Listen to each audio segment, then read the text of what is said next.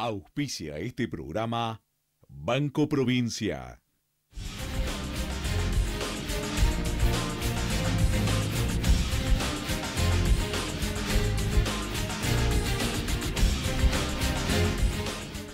Muy buenas tardes a todos. Gracias por estar del otro lado acompañándonos en esto que es El Inversor. Esta vez sin Claudito Suchovicki, que no pudo estar por cuestiones laborales, así que le mandamos un fuerte abrazo. Pero él mismo nos decía, qué lástima que no estoy en este programa porque me voy a perder un programón. Dos invitados que vienen que son, la verdad que fantásticos. Todo por aprender de ambos, tanto en el primer segmento hablando un poco de economía, un poco de productividad, de desarrollo, como siempre tratamos de hacerlo más a largo plazo de lo que es la coyuntura local y actual de la Argentina, y en el segundo plano, como siempre, nuestro bloque y nuestro segmento apoyando un poco a los emprendedores que ya pasan a ser empresarios, que son brillantes y casi siempre la dejan chiquita, como se dice en el rubro del fútbol, que hoy empezamos un poquito más tarde gracias al fútbol. Vamos a arrancar. El programa de hoy es Argentina Productiva, así decidimos titularlo y no es en vano porque nuestro invitado de hoy, ya Dire, te voy prestando la cámara para que lo enfoques a él, Beni Kosakov, quien es profesor, ha trabajado en montones de lugares, no podría ni nombrar el CV que tiene, escribió millones de libros, fue también muy reconocido con un platino Conex también a la trayectoria y hoy está cumpliendo un rol esencial en esto que vinimos a hablar hoy, que es la Argentina Productiva, hablando de la producción, porque está siendo asesor de quienes hoy se encargan de desarrollar la producción en la Argentina, de hacia dónde va este proceso. Y hay muchas preguntas que nos podemos empezar a hacer, porque siempre esto se trata de dejarnos un poquito pensando, más que tirar afirmaciones concretas sobre qué es lo que está pasando con una sola mirada, sino tratar de pensar un poco, qué se hacía antes, qué se está haciendo ahora, hacia dónde se está yendo, y no solo en el plano local, también en el plano internacional.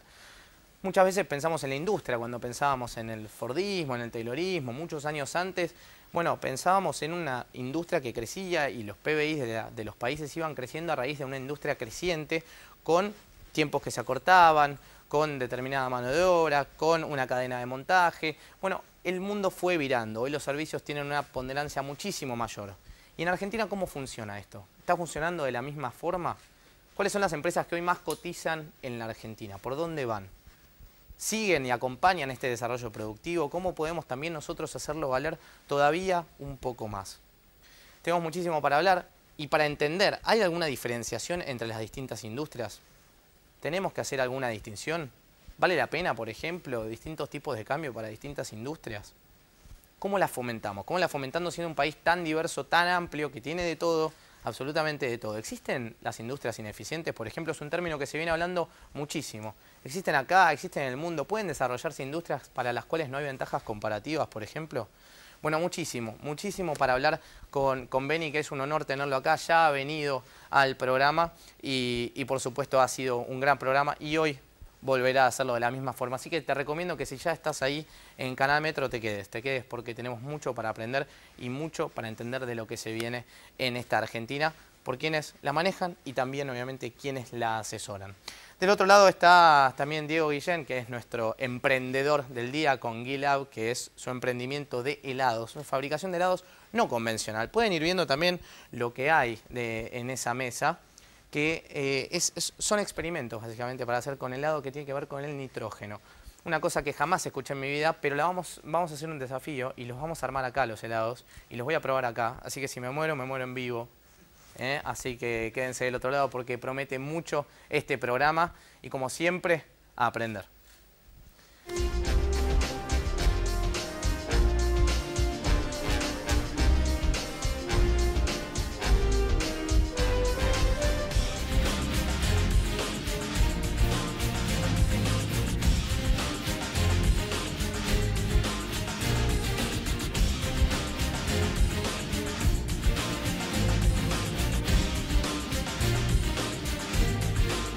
Empezamos de esta forma El Inversor. Recuerden que se pueden comunicar con nosotros. Nuestras redes por Twitter, por Facebook y por Instagram nos encuentran allí como Equipo Ulat.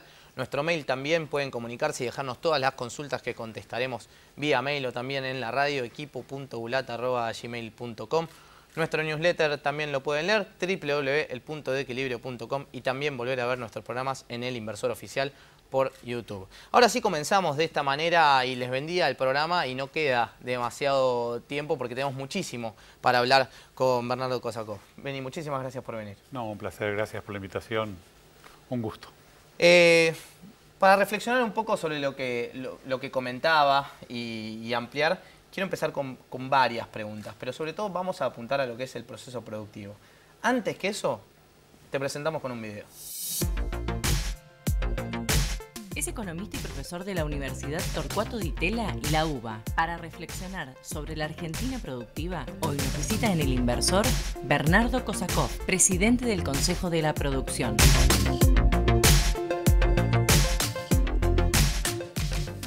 Beni, ¿existen las industrias ineficientes en la Argentina?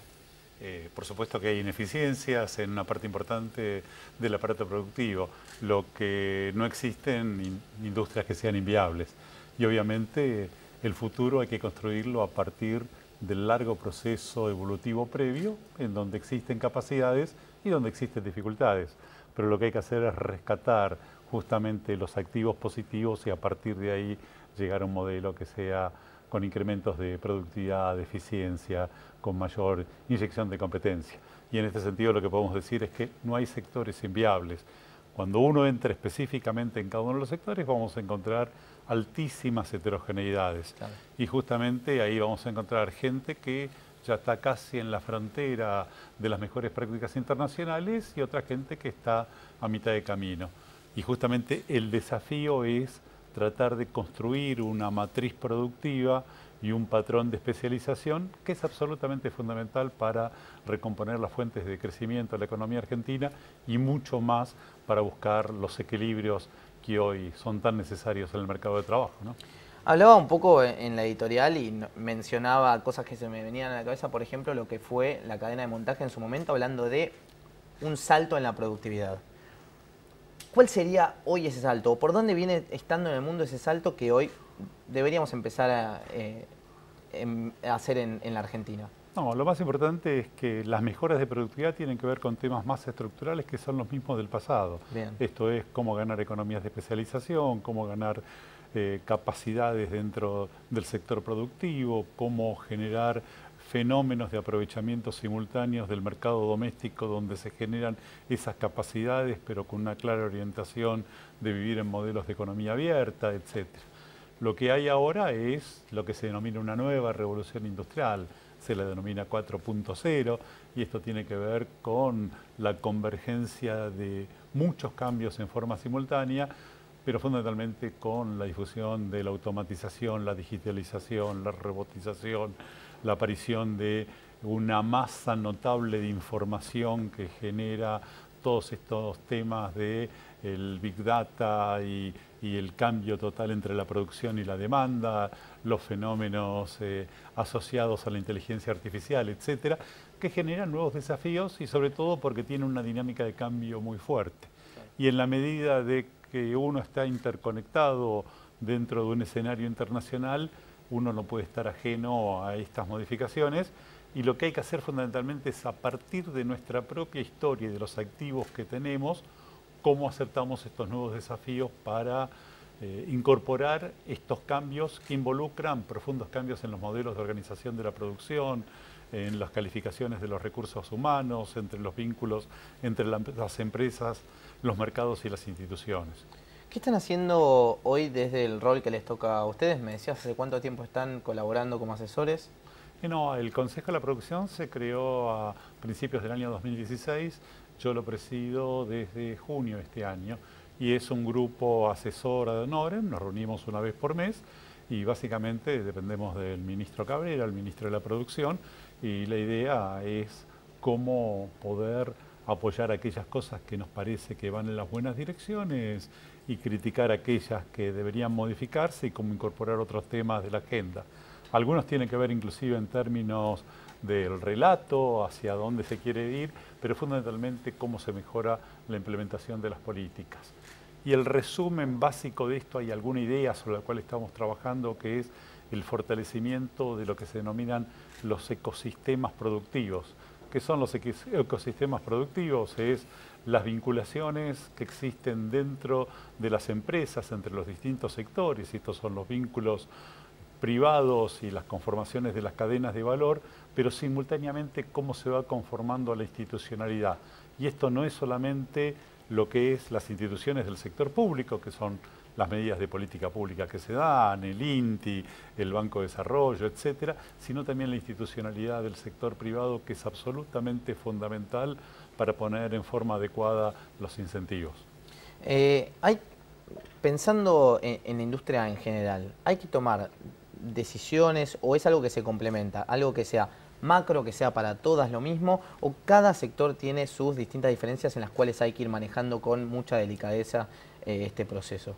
Porque quizás es un manojo de las dos cosas, pero... La primera condición, como para pensar a largo plazo, es ordenar la situación de corto plazo, porque el futuro comienza hoy. Y en este sentido es absolutamente importante disminuir las incertidumbres que tienen los agentes económicos, claro, y que tengan horizontes más largos, y en esto todo lo que se hace para ordenar la política macroeconómica y para ver la inserción en el mundo es absolutamente fundamental. Pero después uno cae en la idiosincrasia de cada uno de los sectores y justamente hay que atender esa microeconomía que cada una tiene sus especificidades. Y en este sentido aparece un punto que inclusive cuando vino este nuevo gobierno se abrió una polémica totalmente absurda, por ejemplo dentro del sector industrial, si industria sí o industria no. Y en realidad también aparecía alguna noción que parte de los problemas para crecer y sostener el desarrollo es el problema del aparato productivo que tenemos. Y yo creo que esa es una visión totalmente equivocada. Lo que hay es, justamente dentro del aparato productivo, una oportunidad en donde hay que superar muchas dificultades, pero esa es la base sobre la cual vamos a recrear las fuentes de crecimiento y la generación de empleo de la Argentina. Y creo que esto es un punto fundamental. Y hay que acabar con las viejas dicotomías entre industria, agro y servicios, exacto, entre empresas grandes y empresas chicas, mercado interno y mercado externo.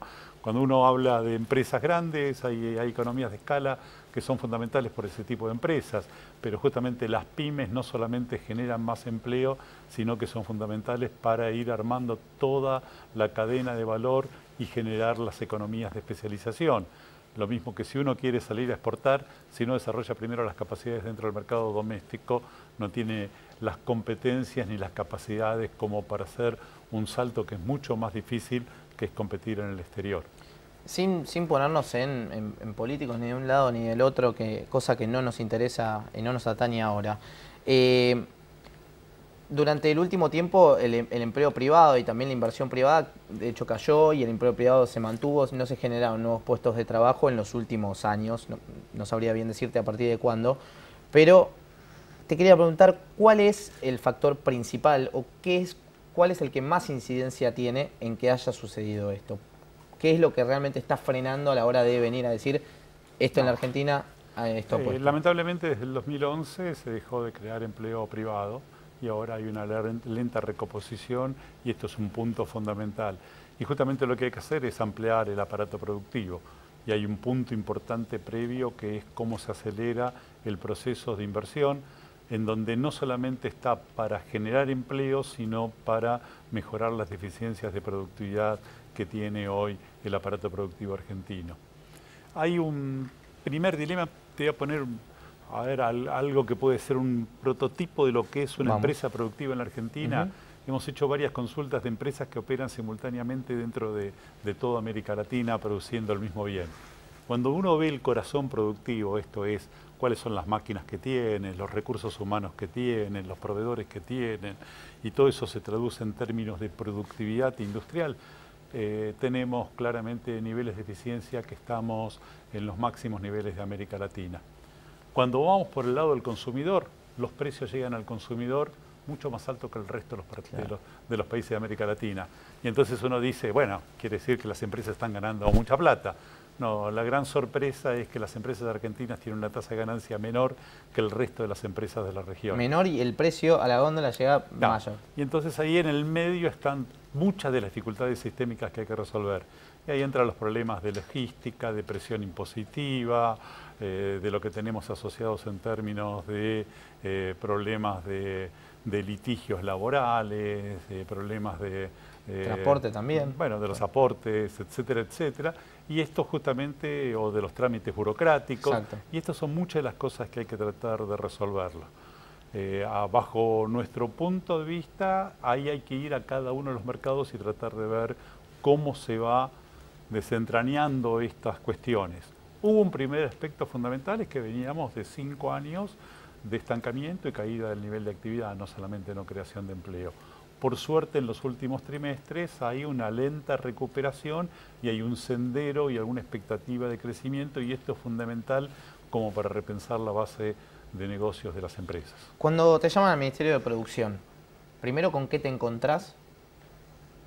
Y dijiste, tengo que empezar por lo menos por acá para poder darle un arranque a esto, a plantear aunque sea una idea, no digo que... No, nosotros lo que vemos son los temas centrales y en cada reunión tratamos un tema específico. Esto es, qué pasa con el clima de inversiones, qué pasa con la innovación tecnológica, qué pasa con el tema del empleo.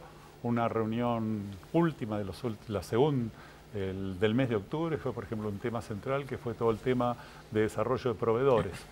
Y ahí justamente lo que vemos es que dentro del Ministerio se están tomando un conjunto de acciones que son sumamente interesantes.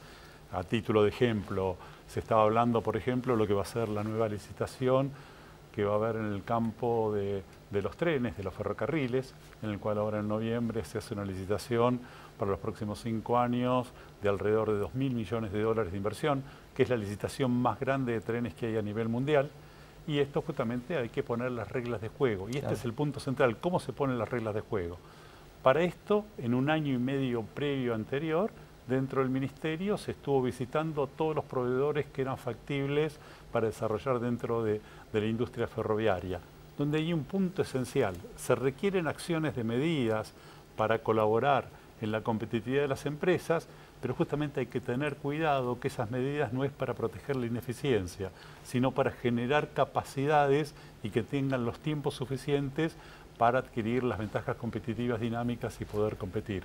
Y la gran sorpresa, y la sorpresa positiva, es que aparecen un centenar de empresas que pueden justamente estar a nivel de competencia internacional. Y esto se hizo con las 6 grandes empresas que van a participar en las licitaciones, Alstom, Renfe, etcétera, etcétera, y se llegó a un acuerdo que en la licitación, tanto para traer el material rodante como para el mantenimiento, va a haber un 20% de integración nacional, de proveedores identificados que tienen no solamente capacidad de producir a niveles de eficiencia que están en la frontera y que pueden abastecer este mercado, y sino también que pueden exportar. Esto significa 500 millones de dólares dentro de la licitación para el desarrollo de capacidades que van desde gente que va a hacer las pastillas de freno, que van a ser parte importante de componentes metalmecánicos, los asientos, los vidrios, etcétera, etcétera, y también los repuestos, que es uno de los problemas centrales que ha tenido la adquisición de la anterior licitación cuando se trajo planta llave en mano sin ningún requerimiento de integración nacional ni ninguna propuesta de mantenimiento cuando se trajeron los trenes de China. Hablando obviamente de productividad, no puedo dejar de pensar, como hablabas recién, también en el sector externo. Y uno de los temas que estamos viendo hoy particularmente es que el déficit comercial está ganando un lugar importante, que muchas veces vos decís, bueno, si se reactiva la economía, estamos importando más, puede tener algún sentido por ese lado. Ahora, ¿es algo a preocuparse en el corto plazo? No necesariamente. No, en el mediano plazo justamente lo que hay que generar es capacidad para superar esa dificultad.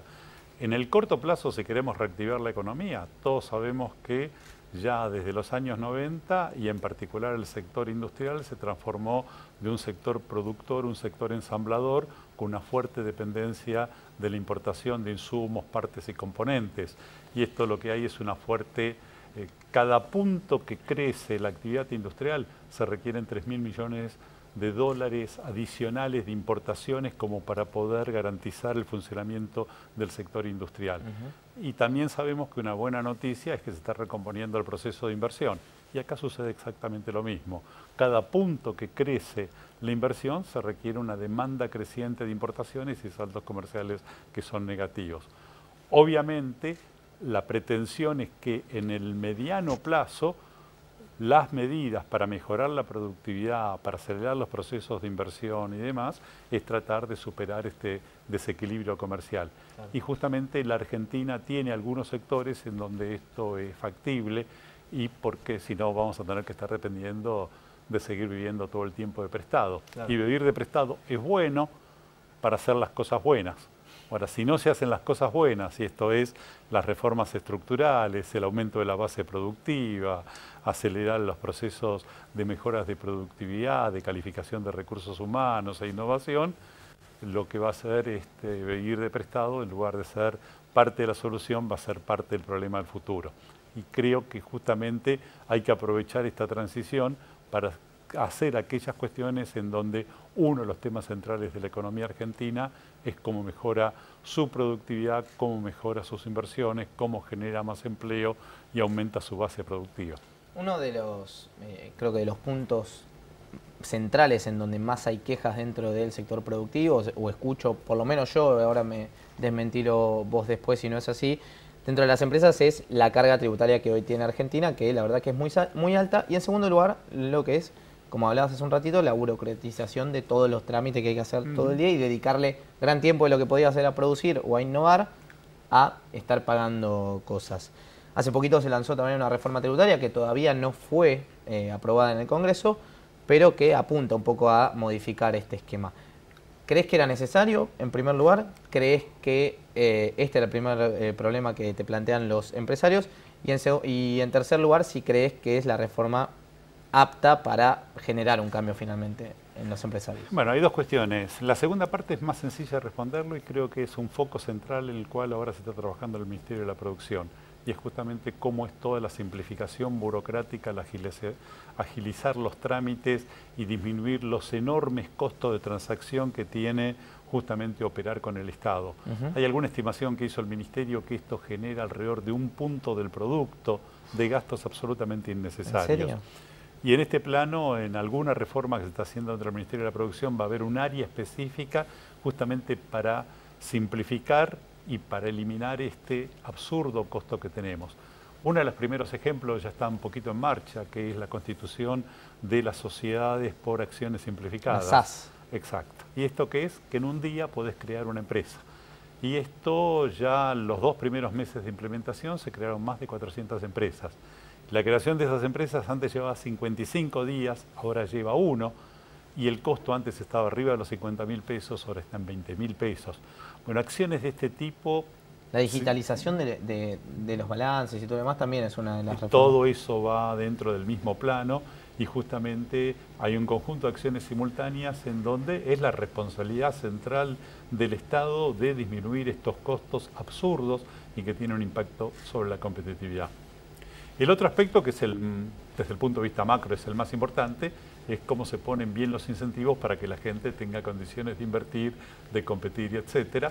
Y hoy uno de los dramas que tiene la Argentina es justamente esta alta presión impositiva que está profundamente asociada al mismo tiempo con un tema de déficit fiscal, con lo cual es muy difícil superar las cuestiones del déficit fiscal aumentando los impuestos porque los impuestos ya están notablemente altos. Claro. La reforma que se está planteando y que se va a consensuar va justamente en la dirección de cómo disminuir esta presión impositiva y dirigida fundamentalmente para la gente que quiera invertir y para la gente que quiera desarrollar los negocios y apunta simultáneamente desde cuestiones en donde se va a permitir una utilización de parte del impuesto a la ganancia que se va a disminuir si va al proceso de inversiones, el mínimo no imponible para las cargas previsionales y tratar de formalizar el empleo, la eliminación de impuestos que son totalmente absurdos como ingresos brutos o el impuesto al cheque y demás, todo en un plano de los próximos 3 o 4 años en términos graduales, pero todos van en la dirección correcta. Creo que este tema obviamente hay que superarlo. Es decir, el aparato productivo va a poder recomponerse si tiene los incentivos adecuados. Y los incentivos justamente tienen que estar asociados a que el señor que quiere innovar, el señor que quiere invertir, el señor que quiere calificar recursos humanos, hay que mejorarle todas las condiciones para que sea el sector privilegiado dentro del mundo empresarial. Claro. No quiero ponerme puntual con los sectores, pero sí me interesa algo y lo pongo de ejemplo como podría ser cualquier otro.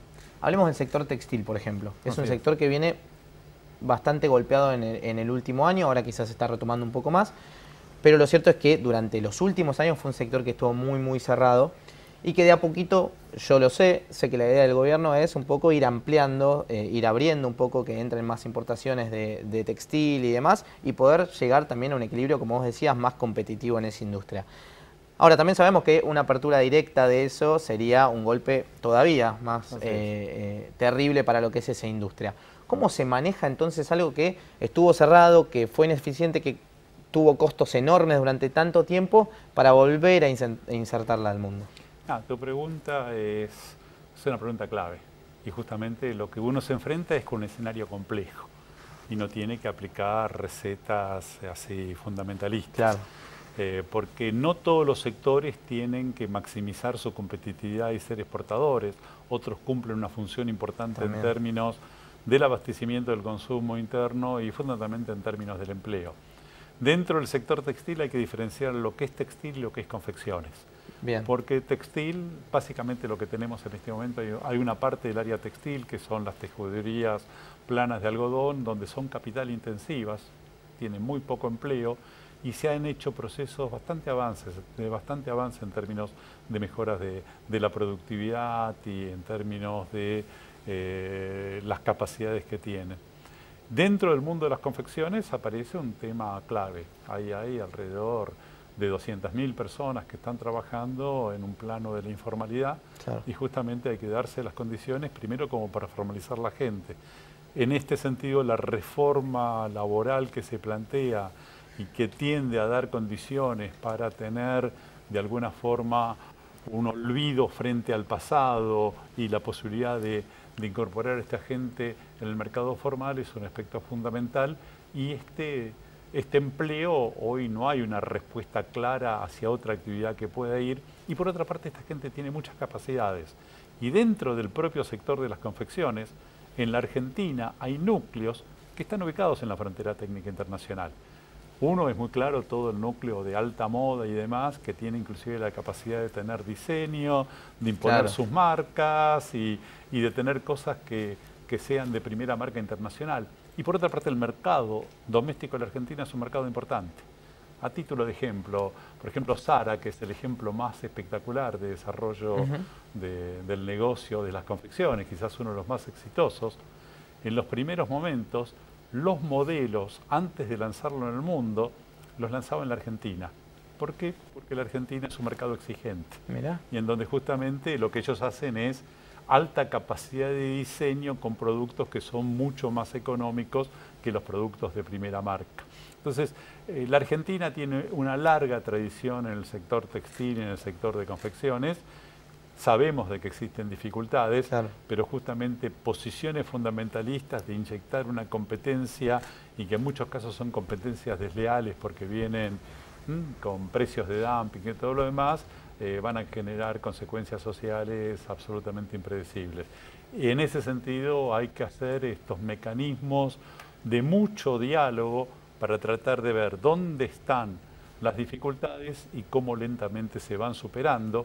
Y en este plano la Argentina tiene mano de obra calificada, tiene empresarios y es un sector inclusive que tiene áreas con productividad que son sumamente interesantes. Venía hablando un poco también en la editorial, fue uno de los temas que toqué y no me interesa saber si es para ahora, lo quiero llevar más a un plano hasta internacional te diría, pero hace unos años en la Argentina también se tenía un doble tipo de cambio para alguna industria y para algún otro sector, por ejemplo. ¿Esto es algo que funciona finalmente? ¿Es un tipo de cambio verídico? ¿Pasa en otros países esto también de hacer una diferenciación en eso a la hora de exportar e importar? No, en todos los países existen una cantidad de instrumentos de administración del comercio y de política industrial que hacen justamente políticas selectivas. Yo creo que las políticas en sí no son ni buenas ni malas. Son buenas cuando están bien evaluadas. Y justamente cuando tienen un impacto en términos de los dos objetivos que tienen que buscar las políticas, que es mejorar las condiciones sociales, en el cual la Argentina tiene una deuda muy grande, y mejorar la competitividad de las empresas. Entonces, si los instrumentos son evaluados, tienen menor capacidad que sean simplemente para proteger ineficiencias o para hacer captura de rentas de las empresas. Y lo que se requiere es una fuerte evaluación de las políticas antes de implementarlas, durante la implementación y después de la implementación, para saber cuáles cumplen o no con estos objetivos que tienen que tener, que es mejorar las condiciones sociales y las condiciones de competitividad de la Argentina. Quizás lo que faltó en la Argentina es instrumentos que se lanzan, que después no se evalúan, que no se saben los impactos, claro, y que en realidad tienen costos sociales enormes y que no cumplen con estos objetivos de mejorar la equidad y la competitividad. Todos los países sensatos del mundo, los países más desarrollados, hoy se acabó esa moda de 20 años atrás que la política industrial era una mala palabra. Todos hoy tienen instituciones en donde dan fuerte apoyo a la innovación, a la calificación de recursos humanos, a la internacionalización de las empresas, etc. Pero tienen una capacidad profesional como para evaluar los instrumentos que están haciendo. Porque en definitiva, es decir, política, estos instrumentos de política es regalar la plata. Claro. Y si no se evalúan, los impactos no van a ser los adecuados y en lugar de solucionar los problemas los van a agrandar. Menem, ¿cómo se explica esta brecha que hay entre, por ejemplo, tener Globant, tener Mercado Libre? Hay empresas que han salido de la Argentina con un potencial gigante, que internacionalmente son enormes. Y por el otro lado, estar hablando recién, hace un segundo, de sectores que no los podemos ni siquiera abrir un poco porque tienen un problema enorme. ¿Dónde estuvo esta diferenciación y este problema que llevó a que haya una brecha, la verdad que muy grande? Sí, la estructura productiva argentina está caracterizada por una heterogeneidad, siempre lo estuvo y ahora fue creciente. Y hay un tercio de la producción argentina, que no solamente son estos unicornios que ahora están un poquito más de moda, sino hay alrededor de 400, 500 empresas que están en la frontera técnica internacional. Okay. Y que están en el mundo de la bioeconomía, donde lo más claro es toda la producción de granos, en donde no es simplemente la propiedad de la tierra, sino es un mundo en donde circulan un proceso de innovación que es el que lo sostiene, y de sistemas de contratos, y lo que tenemos en términos de biotecnología, de semillas, de genética, de maquinaria autónoma, de drones y demás. Hoy estamos en la frontera técnica internacional. También las grandes plantas de insumos que tenemos en la Argentina, que son los insumos intermedios, esto es aluminio, petroquímica, acero, las plantas son de última generación y hacemos productos de altísima calidad. Al mismo tiempo aparece hoy este nuevo sector en donde están estos unicornios, pero hay otro centenar más de empresas, sí, de gente que hace software, publicidad, todo lo que se llaman los servicios basados en el conocimiento, y también en ese área somos altamente competitivos. Algunas de las producciones mineras de la Argentina también lo vamos a tener, y en algunos núcleos de la producción automotriz y del mundo farmacoquímico. Esto nos da alguna particularidad. La Argentina es uno de los 10 países sobre los 200 que hay en desarrollo que tienen estos modelos de organización de la producción que están en la frontera técnica internacional. Muy pocos países lo tienen. El problema es que esto no alcanza. Ahí tenemos todas nuestras exportaciones, ahí tenemos todos nuestros gastos de investigación y desarrollo, pero ahí hay menos de un 25% del empleo. Y justamente este sector lo que capta es a los altos recursos humanos calificados que también existen en la Argentina. Y hay una total correspondencia entre el mercado de trabajo y la estructura productiva. Y este sector hay que valorizarlo, es muy importante, pero con esto solo no nos alcanza. Y por eso son importantes las acciones de cómo se trabaja sobre el resto de la actividad productiva, en donde la Argentina tiene oportunidad de mejorar notablemente su productividad y generar empleo, pero esto requiere justamente de poner bien los incentivos y de tener muy buenas políticas públicas y al mismo tiempo también un fuerte cambio dentro de toda la institucionalidad del sector privado.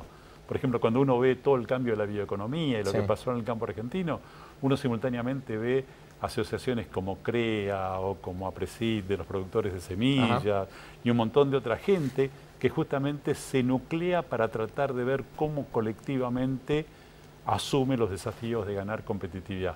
Y este aspecto de la construcción de la institucionalidad es notablemente importante, no solo en el sector público, sino también dentro del sector privado.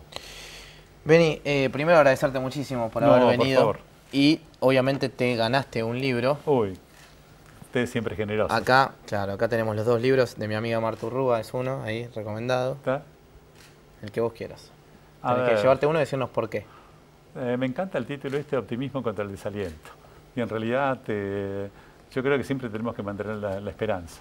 La Argentina es un caso claro en donde sabemos que estamos en un delicado equilibrio de la consistencia macroeconómica y que resolver los problemas del aparato productivo no son sencillos.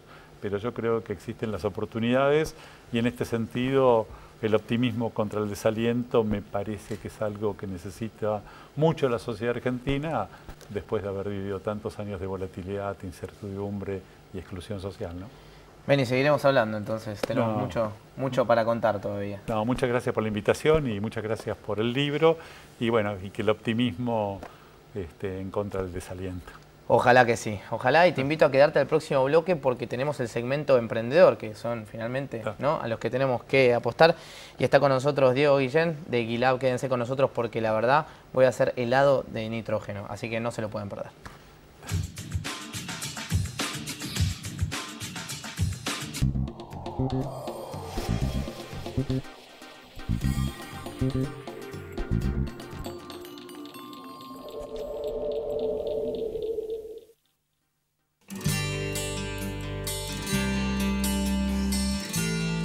Es la primera vez que tenemos un banco en el barrio. Ahora me depositan mi sueldo en mi nueva caja de ahorro. En Piletones ya integramos al sistema financiero a más de 1000 familias. Por eso, en cada uno de los núcleos de inclusión y desarrollo de oportunidades que construye el gobierno de la ciudad, habrá una sucursal del banco. Y así seguiremos cumpliendo más sueños. El banco es fundamental.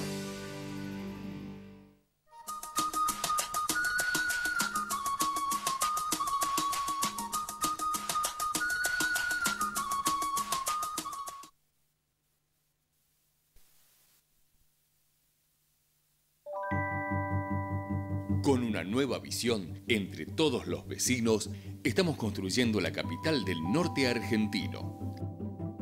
Resistencia, tu lugar. Municipio de Resistencia.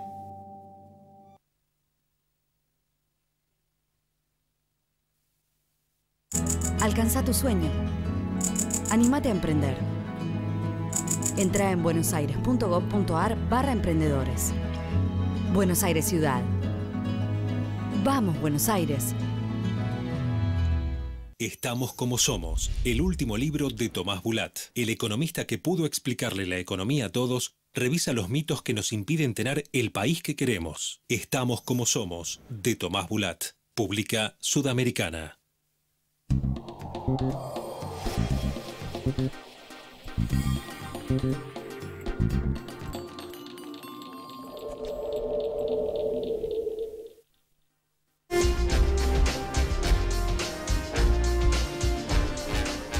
Seguimos ahora en este segundo bloque del Inversor. Gracias a todos ustedes por quedarse del otro lado, pero esto no se lo pueden perder. Ya lo ven en la mesa y está Diego con nosotros. Diego, muchísimas gracias por estar. Bueno, muchas gracias por invitarme. Antes de empezar y que nos cuentes un poco qué es todo esto, que creo que va a durar largo y tendido, te presentamos con un video, ¿te parece? Dale, vamos a eso.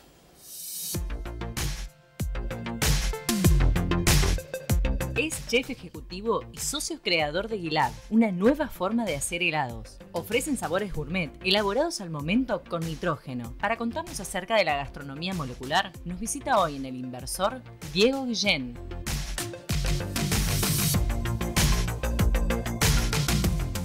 Guilab, Diego, ¿hace cuánto empieza? ¿Con quién empieza? Bueno, Guilab empezó más o menos hace 3 años y medio.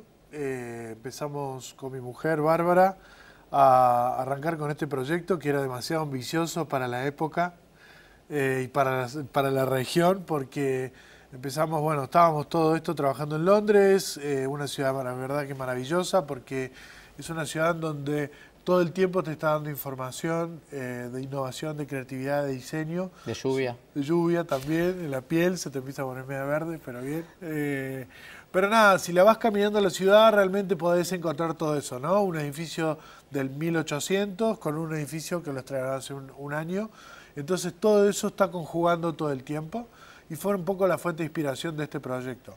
La técnica empezó con un chef español, Ferran Adrià, en Cataluña, en el Bulli, el restaurante. Empezó con todo este movimiento de la gastronomía molecular y ya hace como más de 15 años. Y bueno, nosotros nos enfocamos tomando algunas de estas técnicas en lo que es el helado en sí. Cuando decidimos empezar con este proyecto acá en Buenos Aires, desde México a Ushuaia, nadie lo hacía.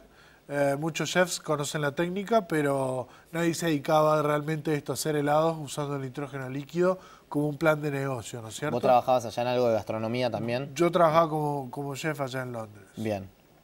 Entonces nada, fue todo un desafío porque la técnica la conocían, pero nadie se había realmente dedicado. Entonces la gente no lo conocía mucho, salvo alguno que haya podido viajar y haya podido tener la oportunidad de comer en un restaurante de este nivel. Bien. Así que nada, fue empezar con este proyecto con muchas dudas, incertidumbres. ¿Ustedes dos? Con muchas ganas. ¿A alguien más? No, nosotros dos solos. Bien.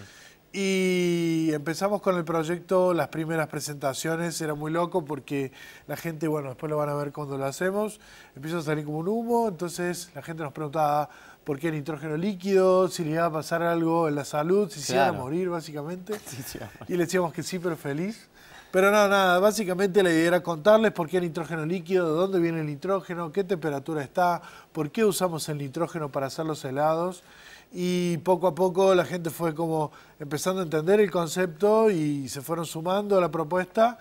Ese primer año estuvimos en una feria que se llama Masticar. Acá déjame ponerme primero en el lugar de esa gente porque estoy en el mismo lugar en este momento. Bien. No estoy seguro que no vaya a morir, con lo cual quiero la explicación. La explicación más técnica. A ver, molecularmente lo que pasa en el helado es lo siguiente. El ejemplo que nosotros siempre damos es el freezer. Bien. Vamos a ir al freezer de un soltero. Sí. Recién se compra el freezer, lo prende, se hace una capa muy pequeña de hielo, así como medio opaco. Ajá. 4 meses más tarde, un año, porque nunca lo limpió, porque salió mucho y ese tipo de cosas. Claro, tenés un cacho de hielo así de grande. Bien. Entonces, ¿por qué se da eso? Es por la exposición del frío a la humedad del ambiente. Entonces, ¿qué hace el hielo? El hielo, como está expuesto durante mucho tiempo al frío, los cristales de hielo van creciendo. ¿Ok? Entonces termina siendo una bola de hielo. En el caso de los helados, como el nitrógeno líquido está a menos 198 grados, lo que hace es entrar, mezclarse con el helado, lo congela y automáticamente se evapora.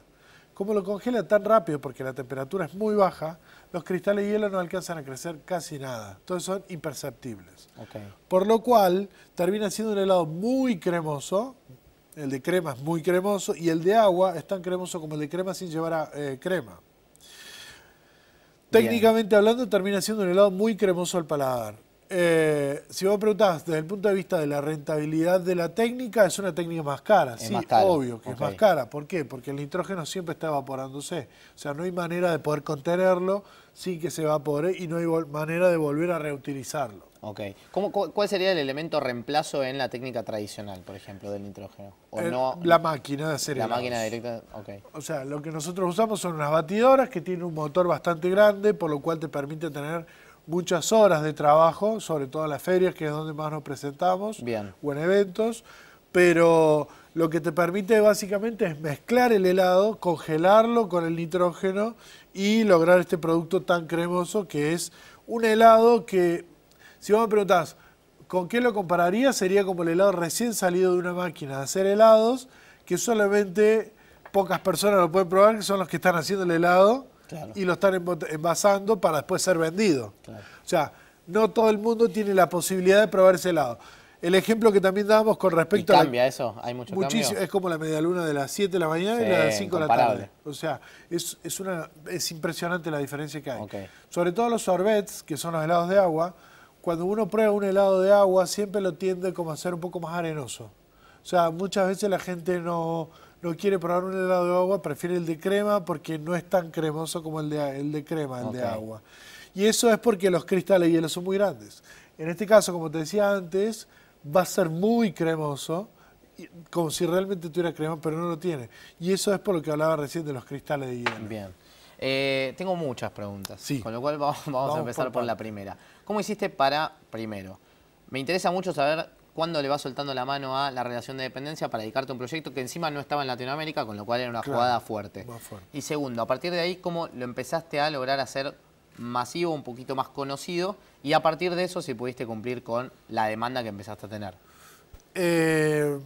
A ver, el último año de Londres, que fue cuando me estaba volviendo ya, básicamente fue como trabajar y trabajar en el proyecto. Fue como las dos cosas. Pero no físicamente trabajando en el proyecto, sino era más que todo en computadora, estudiando, investigando, viendo el mercado, cómo funcionaba. Si realmente era legal poder usar el nitrógeno líquido en Argentina para la comida. Porque claro, es como que nunca había existido y era entrar en un mundo nuevo. Claro.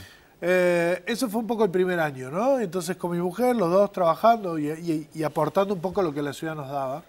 Pero bueno, cuando llegamos después de un año, ahí fue cuando empezamos. O sea, básicamente tuvimos el primer año sin trabajar físicamente en helados, sí haciendo prácticas, que los primeros helados eran una porquería, básicamente. ¿Sí? Y porque básicamente era como que yo pensé que era ponerle nitrógeno, se congelaba y salía. Y ahí me di cuenta que no era tan fácil. Que había que estudiar un poquito más. Bien. Y ahí fue cuando me empecé a investigar un poco cómo funciona el helado, los componentes. O sea, fue como meter mano dentro de un motor, básicamente. Sería, estar tocando. Entonces lo que me permitió después con el tiempo, poder decir, ok, hoy puedo hacer un helado con alcohol, que emborracha, puedo hacer un helado de un perfume y usar las notas del perfume para hacer el helado. Helado de lo que se ocurra. Pero bueno, volviendo a lo de la pregunta... ¿El nitrógeno me prohíbe hacer alguna especie de helado? No, me abre todo. Congela todo. Perfecto. Hasta el vodka que tiene 40 grados de alcohol, creo. Buenísimo. Congela todo. Mirá. Y después, con respecto a arrancar el proyecto, yo creo que primero el producto ya de por sí se vendió relativamente solo. Sí nos enfocamos mucho en la calidad del producto. Bien. No quería yo por lo menos dar la imagen de un cocinero disfrazado de laboratorista que vendía humo haciendo helados. Bien, o sea, fundamental eso. Claro, para nosotros era súper importante el producto. Sabíamos que como éramos los primeros teníamos que marcar un producto de muy buena calidad. Y ahí fue cuando todo empezó a funcionar, desde el momento que estuvimos en una feria que se llamaba Masticar, que fue como nuestro lanzamiento al país, ¿no? De este producto nuevo, donde estaba toda la prensa gastronómica especializada, en donde sabíamos que para nosotros era un desafío muy grande porque nunca habíamos estado en una feria tan masiva y teníamos que cumplir con todas las expectativas que el organizador nos estaba planteando. La verdad que, para resumirlo, fueron 4 días muy intensos, pero muy positivos. La gente le gustó el producto, nos recomendó, bueno, obviamente compraron el producto, así que eso era importante. Pero... Y las máquinas, por ejemplo, lo que usan es de acá. ¿Te parece si lo empezamos a probar y seguimos charlando? Por supuesto. A ver. Bueno, básicamente es muy sencillo esto. Es complejo, pero lo hacemos ¿Los más productos sencillo. Son de acá? Te hago esa pregunta antes. El dulce de leche de Córdoba. Ah, bien. No sé, como el cordobés. Muy bien. Básicamente vamos a hacer un helado dulce de leche. Perfecto. Que viene con una salsa de Baileys, que en realidad el Baileys lo hacemos nosotros, nuestra propia receta. Bien. Y ya una tuile de cacao, que en realidad es una técnica de deshidratado, que ahí empieza a jugar esto de la gastronomía molecular, usando las diferentes técnicas. Y bueno, una espuma de chocolate, como para terminar. ¿Y la máquina de dónde es? La máquina, bueno, son americanas canadienses, pero este modelo, que es como el más grande, se está empezando a comercializar hace poquito acá en Argentina. Bien, mirá. La marca lo está empezando a vender, así que están las pequeñas, pero ahora también van a estar también las grandes. Así que bueno, vamos a empezar. Dale. Entonces, el helado líquido, lo ponemos directamente dentro del bowl. O sea, ¿esto lo compras o esto es? No, esto lo haces antes. Esto con dulce de leche cordobés. Es dulce de leche cordobés. Ya, 2 tipos de dulce de leche, uno que es color negro, incomible, súper concentrado, que es para hacer helados, y el otro es un poquito más elástico, parecido al repostero, pero más elástico, que lo baja un poco al otro. Leche, agua, leche en polvo, o sea, no acá solo lo estás batiendo. Acá solamente lo estoy batiendo. Bien. Lo que voy a hacer ahora es ingresar con el nitrógeno. ¿Ves? Es como si fuera agua. Y yo me como 70 de esto, por ejemplo. ¿Caigo así?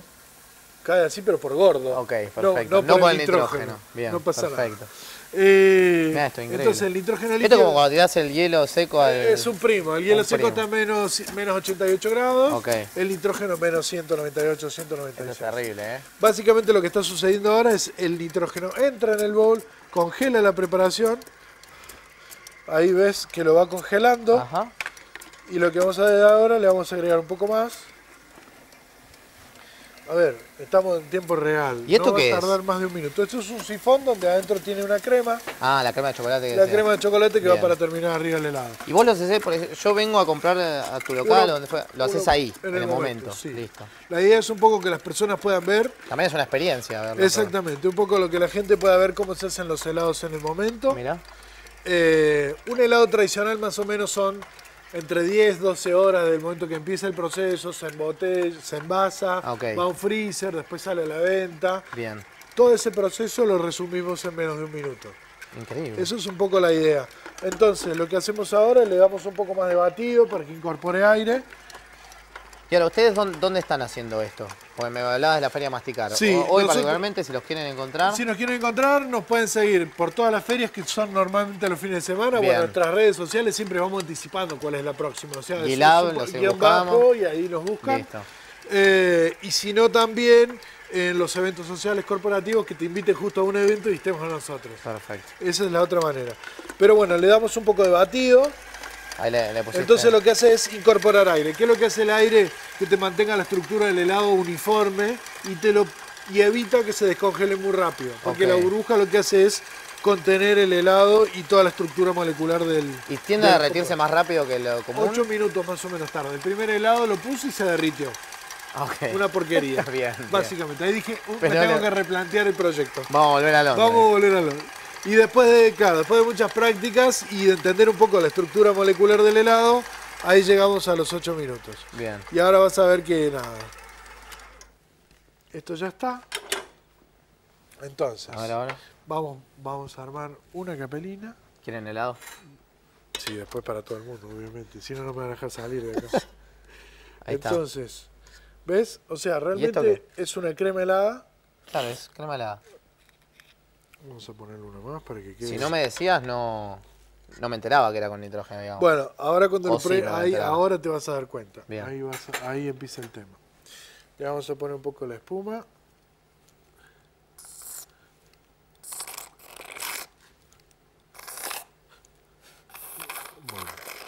Está complicado, no importa, esto es vivo, no importa. El Baileys este está bueno. El Baileys lleva dos tipos de whisky y un ristretto. ¿Esto también de todos ustedes? Sí, un ristretto. ¿Es algo terciarizado lo que hacen? ¿Algo se lo compran directamente un producto? Las capelinas solamente. Las capelinas. Las capelinas, bueno, las cucharitas no, bueno, sí, también, sí, pero pues todo lo que tiene que ver con la comida sí, lo hacemos nosotros. A ver, esto es un esquema de laboratorio, digamos. Esto lo estás agarrando una pinza, sería más fácil un... Básicamente sería, a ver, ahí está, acá viene. Lo que buscamos en esto en realidad es generar como si fuera una tuile, sería como una galletita crocante. Qué pinta, de cacao y bueno, y el dulce de leche con el Baileys. Bueno, lo pruebo. Ahora me contás de qué se trata. A ver. Un poco la idea sería eso, como hiciste recién, o sea, probar todo, el dulce de leche con el Baileys. Está tremendo. Y la galletita crocante que termina dando como una textura diferente. Lo que buscamos también en la boca, más allá de todo lo que te estaba contando recién, es que todos los sentidos estén interactuando. O sea, mientras veías, mientras hacíamos el helado, cuando escuchabas el ruido, mientras la máquina funcionaba, los olores que van saliendo con el humo. Y todos te piden que le expliques un poco el proceso también. Hace 3 años y medio que explico un todos poco los días, todo esto, este proceso, exactamente. Pero bueno, es parte de mi trabajo. O sea, lo que recién hablábamos fuera de cámara es la gente que nos elige, nos sigue, a pesar de las condiciones que estamos planteando de cómo nos pueden conseguir. Seguramente, o sea, no teniendo un local es más complejo. ¿Y es la idea, por ejemplo, o no? ¿O es un negocio que no está enfocado a eso? Que viene el tema del local lo estamos evaluando, un poco estamos trabajando también en el tema franquicia, tenemos muchas propuestas afuera de Argentina como plan de negocios y acá en el país también, en otras provincias también. Es uno de los desafíos de este año que termina y empieza el próximo. Así que, pero sí, lo que buscamos básicamente es eso, el público que captamos, que nos siga por todos lados, es como el más fiel, ¿no? O sea, realmente... Seguro. Y los sabores, eso, estar todo el tiempo innovando con sabores nuevos y generando este efecto de wow.